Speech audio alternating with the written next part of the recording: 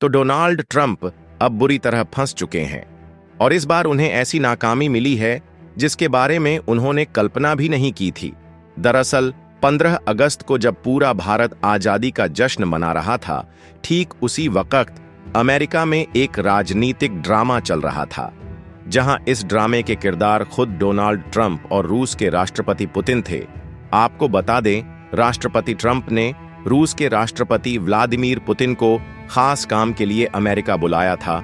उन्हें उम्मीद थी कि शायद एक बड़ी डील फाइनल हो जाएगी और यहां पर ट्रंप का प्लान साफ था कि किसी तरह रूस को मनाया जाए कि वो यूक्रेन से पीछे हट जाए और युद्ध को खत्म करे।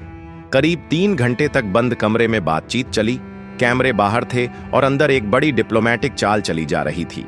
लेकिन जो ट्रंप ने सोचा था वो हुआ ही नहीं, क्योंकि न सिर्फ पुतिन ने किसी भी समझौते से इनकार कर दिया, बल्कि ट्रंप की सारी कोशिश बुरी तरह नाकाम हो गई। हैरानी की बात तो ये रही कि बातचीत के बाद ट्रंप खुद रूस के पक्ष में खड़े नजर आए।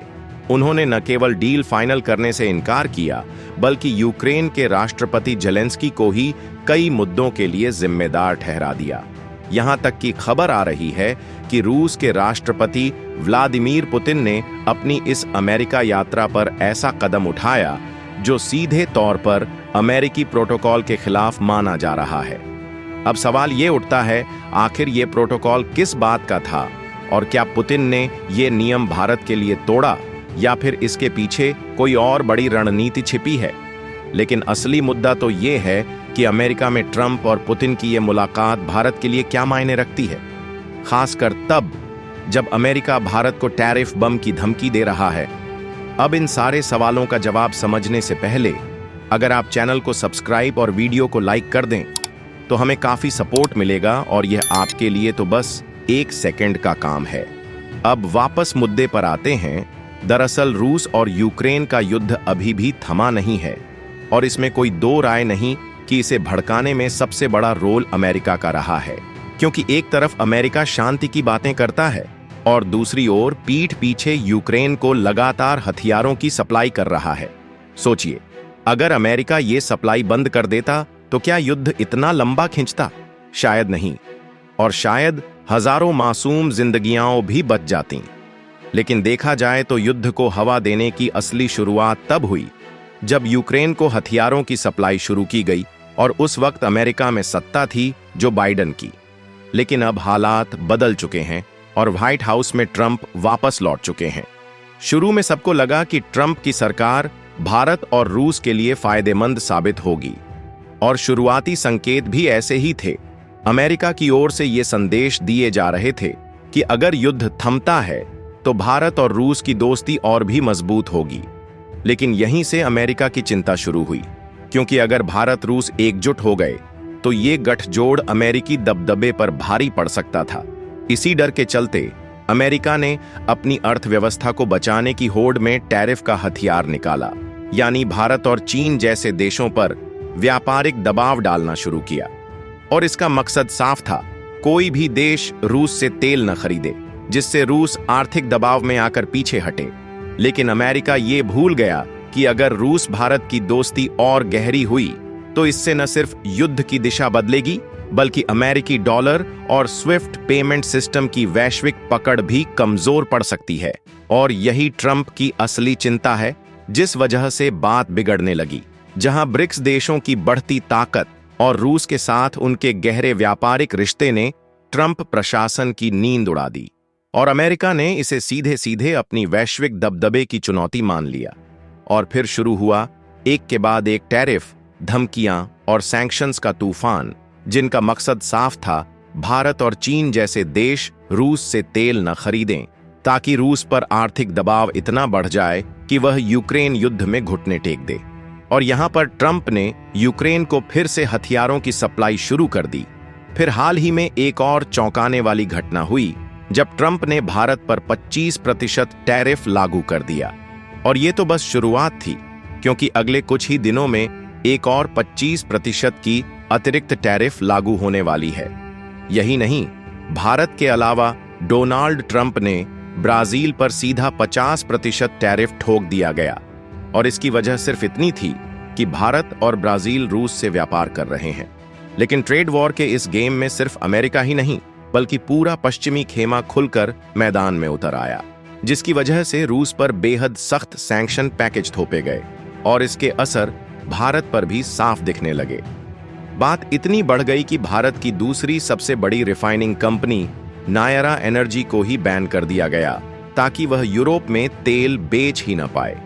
सोचिए, जब नायरा जैसी बड़ी कंपनी को ब्लॉक कर दिया गया तो भारत आखिर रूस से तेल खरीदेगा कैसे? लेकिन भारत ने हार नहीं मानी।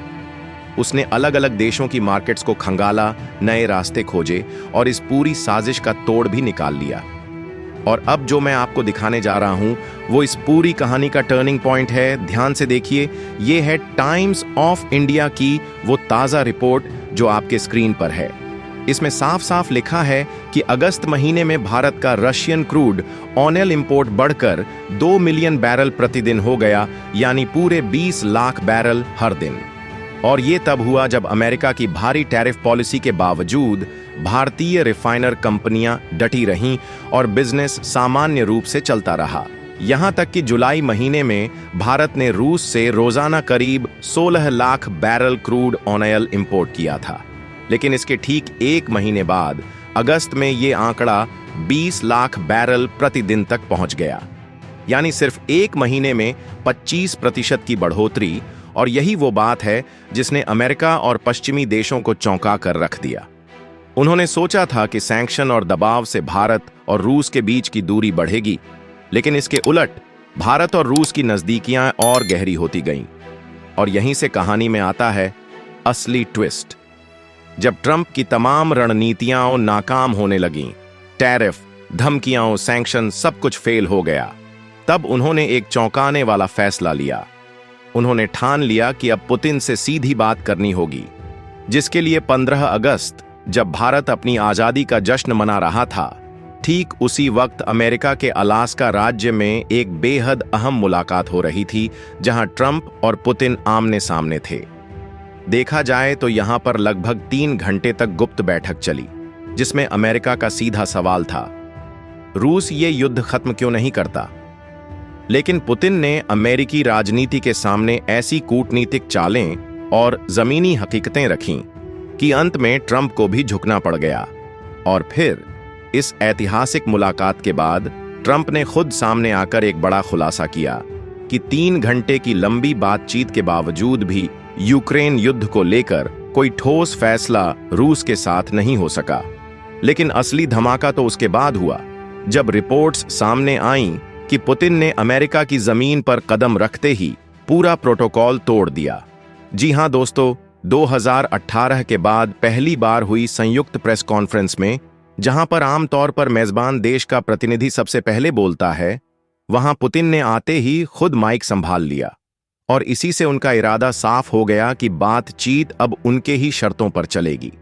प्रेस कॉन्फ्रेंस की शुरुआत में ही पुतिन ने अमेरिका और रूस के रिश्तों को पड़ोसी बताते हुए इतिहास और भूगोल का जिक्र छेड़ दिया।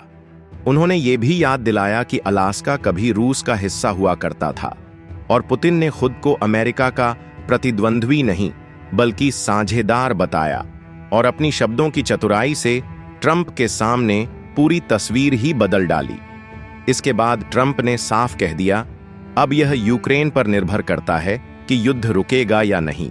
अब अगर ट्रंप और पुतिन के बीच हुई इस बातचीत से यूक्रेन युद्ध का तनाव कुछ हद तक भी कम होता है, तो इसका सबसे बड़ा रणनीतिक लाभ भारत को मिल सकता है, क्योंकि तनाव घटेगा तो भारत पर पश्चिमी देशों का दबाव भी खुद ब खुद कम हो जाएगा। इससे भारत को न सिर्फ कूटनीतिक राहत मिलेगी, बल्कि उसे एक अहम अवसर भी मिलेगा 2 महाशक्तियों के बीच संतुलन बनाकर अपने राष्ट्रीय हितों को साधने का। भारत, जो हमेशा से संवाद, संयम और समाधान का पक्षधर रहा है, अब दुनिया के सामने एक भरोसेमंद मीडिएटर के तौर पर उभर सकता है। और यही वह भूमिका है जो आने वाले दशक में भारत को न सिर्फ क्षेत्रीय ताकत बल्कि वैश्विक नेतृत्व की ओर भी ले जा सकती है।